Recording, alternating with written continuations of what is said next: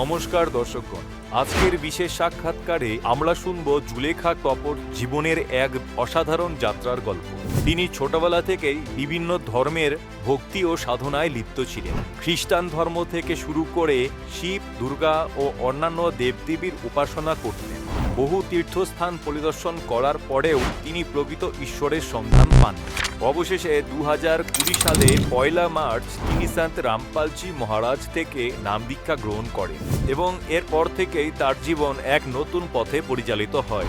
সন্ত রামপালজি মহারাজের দেওয়া আধ্যাত্মিক জ্ঞান গ্রহণের পর তিনি মানসিক ও শারীরিকভাবে বহু কষ্ট থেকে মুক্তি পান। এমনকি তার গুরুতর অসুস্থতা যেরকম ব্রেন টিউমার এবং শ্রবণ সমস্যাও দূর হয়ে যায়। তিনি সকল দর্শকের প্রতি আহ্বান জানিয়েছেন, আপনারাও সন্ত রামপালজি মহারাজের সৎসঙ্গ শুনুন এবং প্রকৃত জ্ঞান লাভ করুন।